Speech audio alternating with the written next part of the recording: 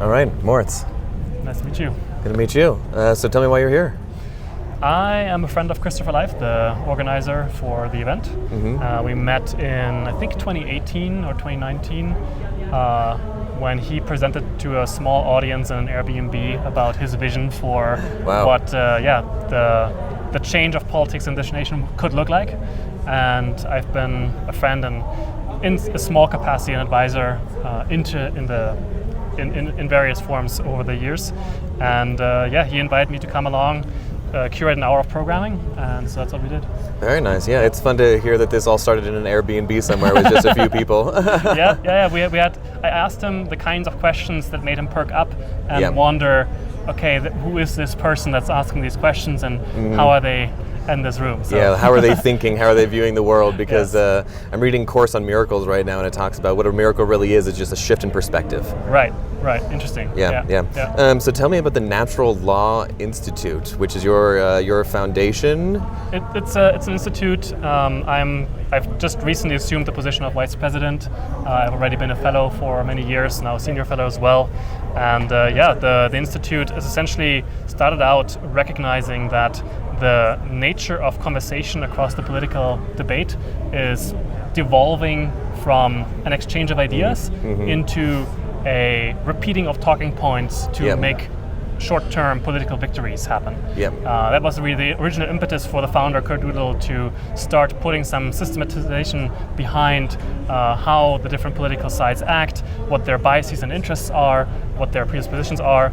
And so what he decided to do was he realized that the conservatives were losing the argument, not because they were wrong, but because they were justifying their interests and their biases, as in the moral case they were always making, through appeals to tradition or through appeals to religion, which is not something that's universally shared amongst the electorate, and therefore often ends up becoming a kind of browbeating or moral attempt to corral people into your perspective. Which is very interesting in America specifically, because we are a melting pot of culture in which everyone is not necessarily supposed to agree on everything. And so when you always appeal to tradition, then there is definitely a lag between peoples. The question becomes, what is the tradition you're appealing to? Is it the founding fathers and the designs they set out for this really multi-nation state? It's not really thought of and wasn't thought of as a single nation, because the populace itself is spread across multiple different demographics, and it's actually the states that are coming together and uniting rather than the people around a single shared system. So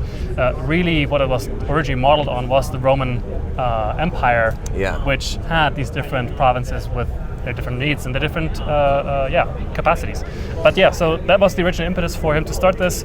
Over the 30 years since then, because we saw this in the early 90s happening, he essentially spent a large part of that, probably more than half of that, just trying to understand and set on a solid foundation how people are able to talk about their interests and their biases in a value-neutral way.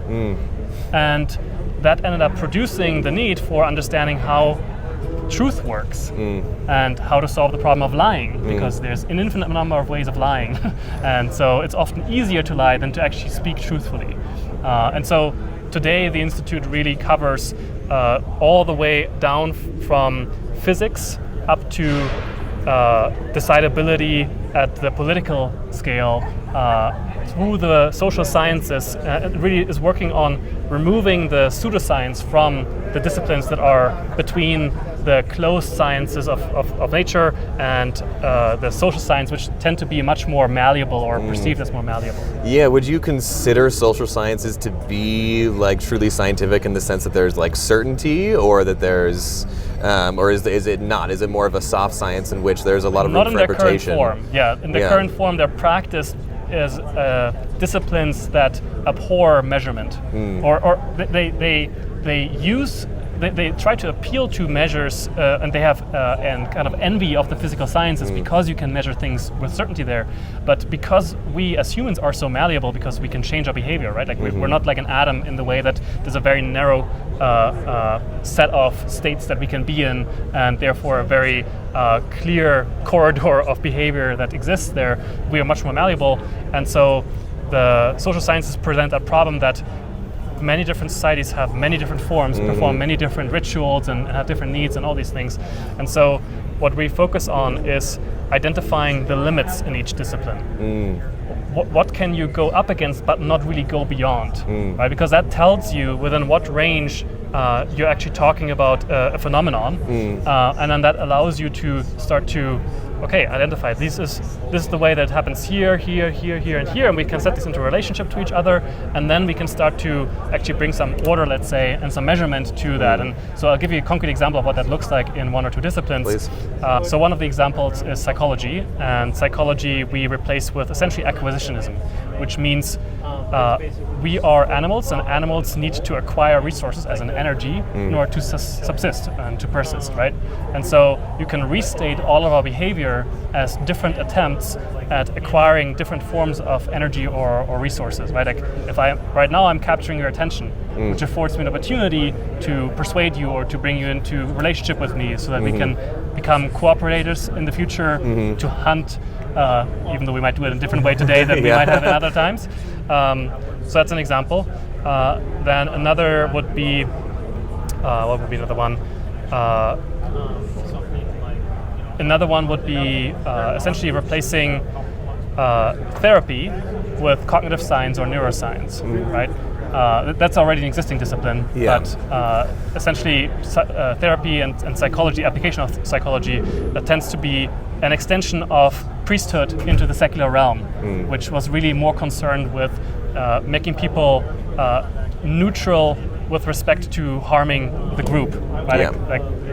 And originally it was actually women that were hysterical being neutralized so as they would not actually create problems for the group. Right? And so we've taken the behavior through. So these are two examples of how we approach these different disciplines, trying to restate what limits exist for the practice of this, what is the actual domain that it is identifying, and then how does that sit in relationship to the other layers that are beneath and above it. And so psychology, for example, essentially emerges from neural economy and embodiment, which itself is a physiological thing, which then you can go all the way down to biochemistry, physics, and so on. So really what that does then is we create a way to speak about all domains in a single comprehensive and parsimonious fashion, which allows us to actually break down the barriers of disciplines that otherwise create their own terms that separate them from the rest of the disciplines and end up insulating them from criticism from other people who have something to say about the relationship of that discipline to their own.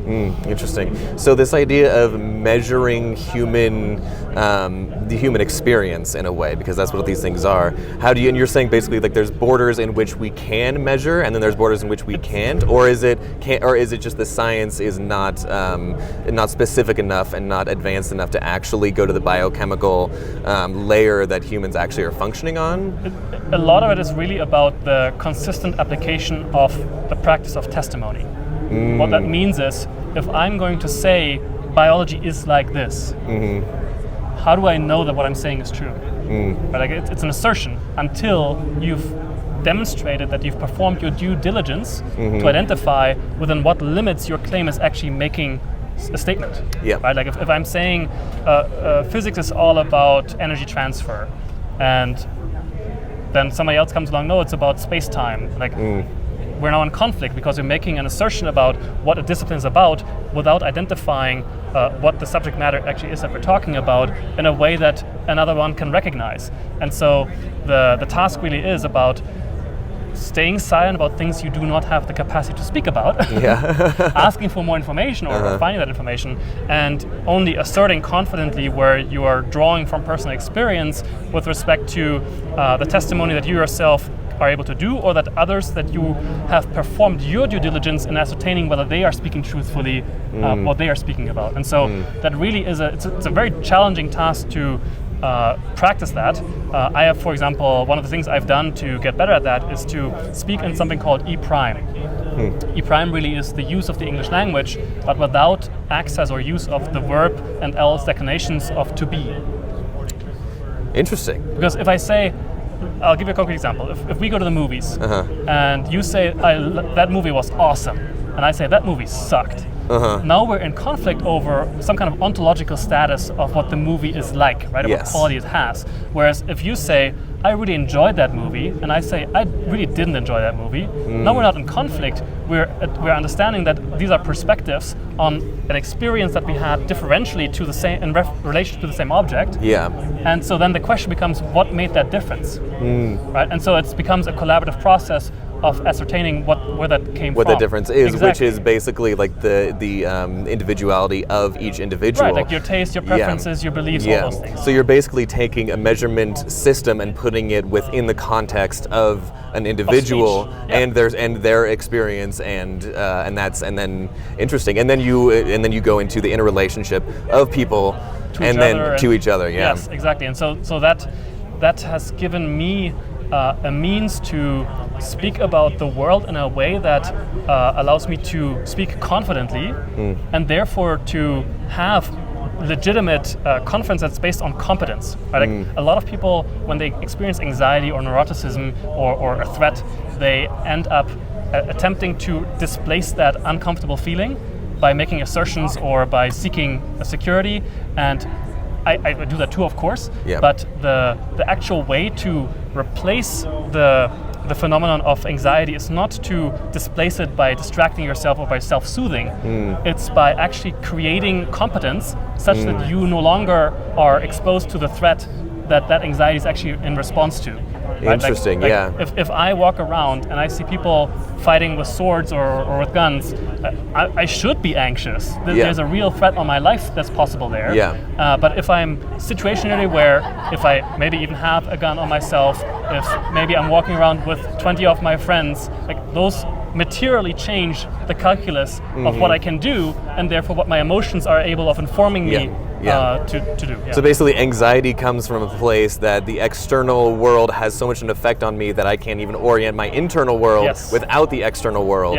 And so you're saying, well, let's just root ourselves in the internal world, and in the external world we can pick and choose what we actually want to affect us. And I think the reason why we have such a large-scale issue with anxiety, medication, all these abuses of external prescriptions and external compounds to attempt to regulate ourselves internally is because we societally, criminally underinvest in the competence of our citizens and the capacity of our children to grow into competent adults. And so what they end up doing, because they don't have that competence to walk through life confidently, is they grab at the things that are available in their environment that afford them the ability to regulate themselves at the cost of their future prosperity and well-being. Right?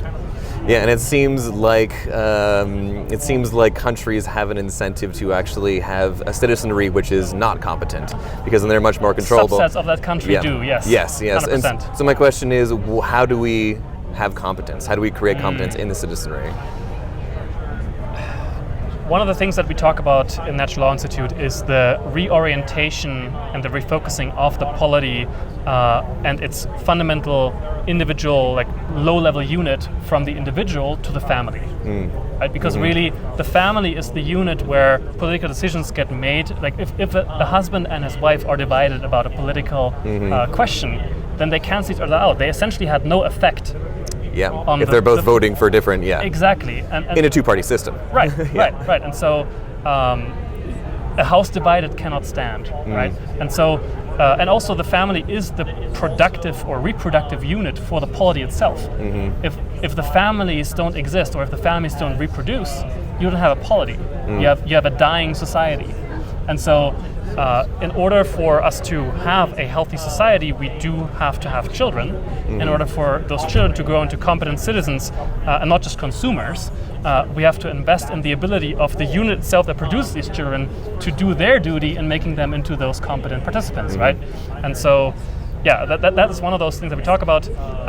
And so, then all the external institutions that we've built up to afford our population at large to do that job, or to outsource this to others who do it, right? Like as parents, we might want to give the task to mature our children into adults, or to teach them about certain subjects to a school.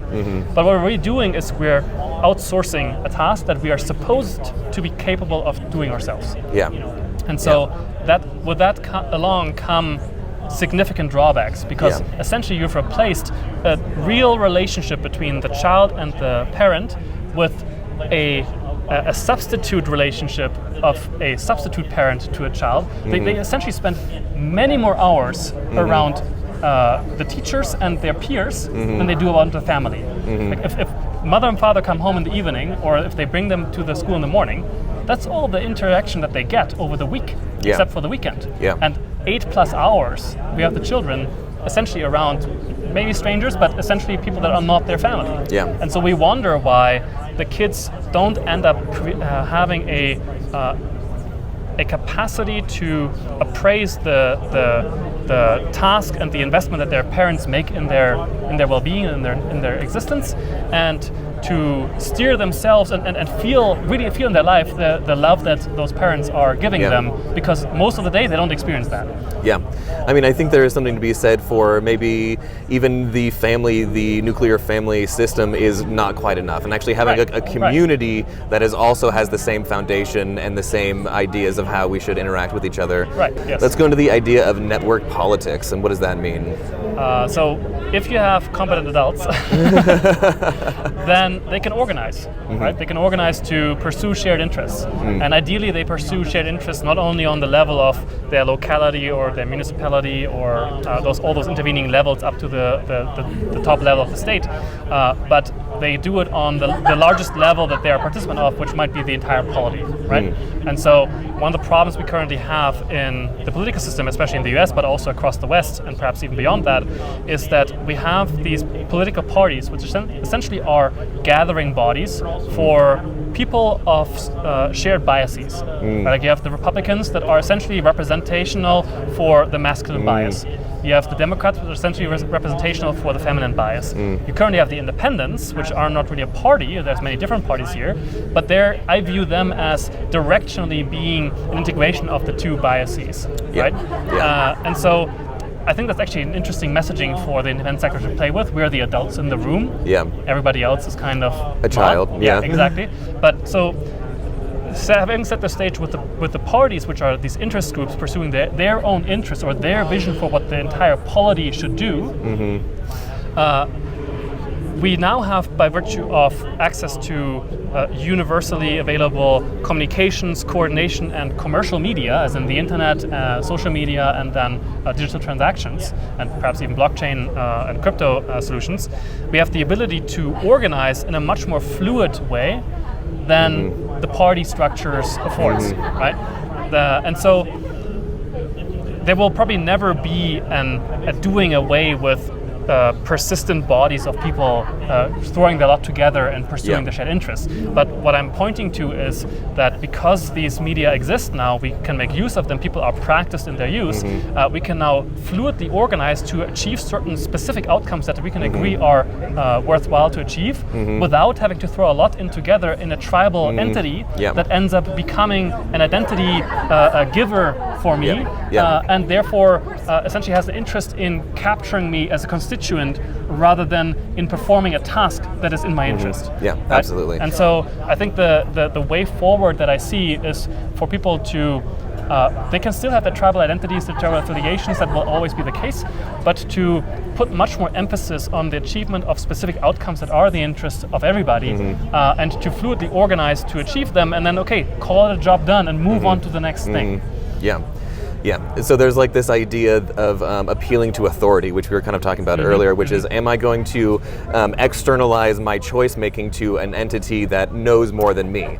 Right? And so this is the same in health. Like, I'm going to give my health to a doctor. I'm going to give my political ideas to a politician. But you're basically saying that network politics is me taking responsibility for what I actually need. And then when you actually do that and you're genuine to that, then you find other people who do the same thing. And then you can network not on a hierarchy, but on more of a grassroots understanding of what is needed in the country. That's a big part of it. I actually debated with myself whether to call it protocol politics, because there is a sense in which a protocol is a means by which a group of agents are capable of coordinating with each other without having that affiliation necessarily, right? Like the internet is a pretty good example for how that works. Like when our computers actually interact, or when I'm sending you a message, what's actually happening is that there's an exchange of information, but first there's a handshake, right? Like a handshake protocol, right? Like, okay, you are this kind of device, you are trying to communicate this kind of message and so on. So that's one example of a protocolization of interaction.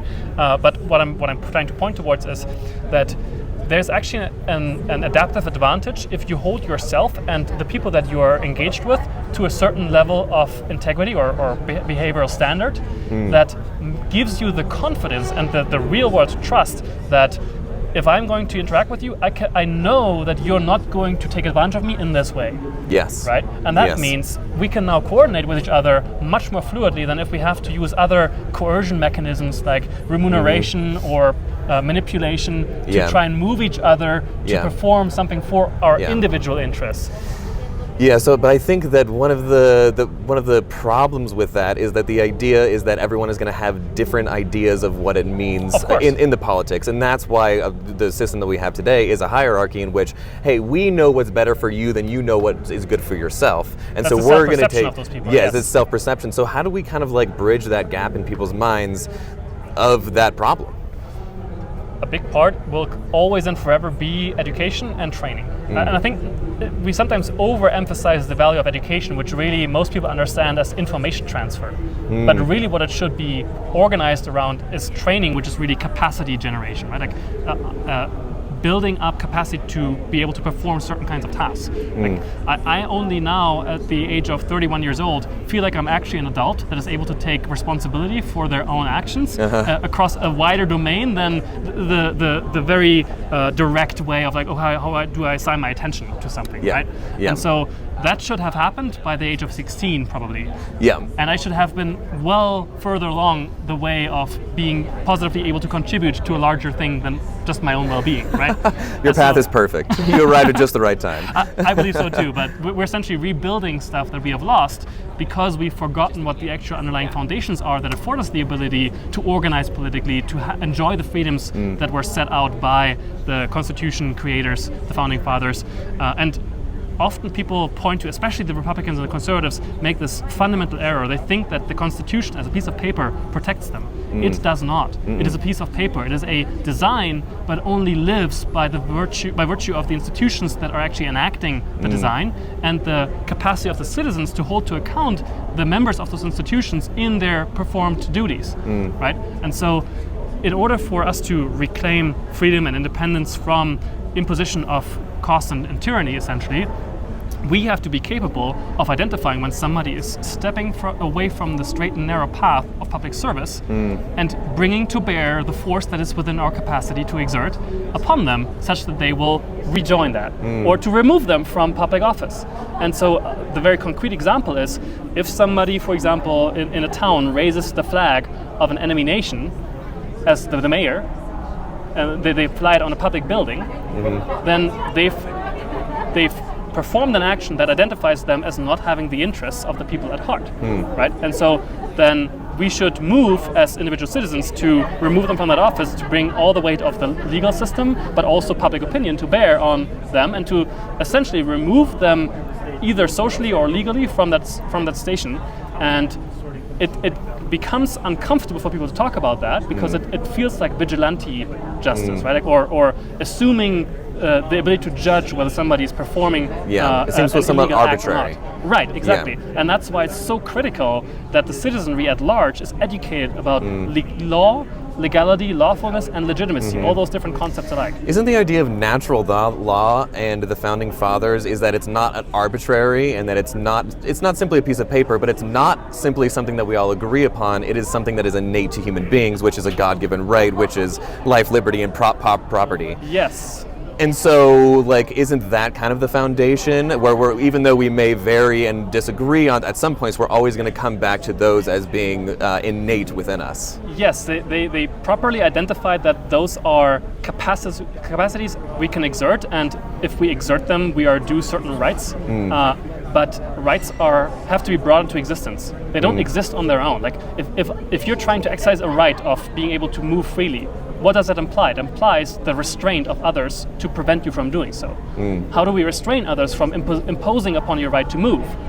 We existentially prevent them from being capable of doing that, whether that be through force or through after-the-fact social exclusion when they perform that act against you, big one. or we actually remove them from society because of legal application of force, right, through the legal system. So what I'm saying is rights are claims upon the actions or the restraint of actions of others, but I'm not going to be able to exercise that right against somebody who is not going to intend to respect it. Right? So rights are fundamentally a collective investment that we make in each other's well-being and in each other's capacity to pursue life, property, and happiness, or life, liberty, and property. And so you graduate from a normal consumer of political rights to an actual statesman when you understand on the engineering level how these things actually function and how they are preserved and continue to be invested in. And so that really is my interest right now. How do we move the populace at large from being essentially consumers of ideologies that are stable voting pools that are then able to be manipulated through the right messaging to independent judges of appropriate behavior that then can hold to account not only the public officials that are supposed to serve them, but also the intervening middlemen, let's say, that are supposed to make the political process work in and of itself. So it's basically, how do we move away from propaganda? Yeah. Which I think is one of the things that the Founding Fathers didn't fully take into account, was the prevalence and the power of propaganda, of marketing. Well, but why does it have that power? Partially because we have ever-increasing technological superpower that makes it possible to distribute information rapidly and at zero cost, essentially, which makes the, Brandolini's law all the more prevalent, which means it's an order of magnitude or more more costly to disprove bullshit than to perpetuate it. And so, Well, thank you so much, Moritz. My pleasure. Awesome. Anything else you want to say? No, that's good. Good. Hell yeah. That was really good. That was an awesome conversation. Yeah, that was great. Well done, gentlemen. Thank you, sir. Did you want to do something? Where's he at? Brandon's over there. I'm going to ask him whether he wants to... there's Jackie.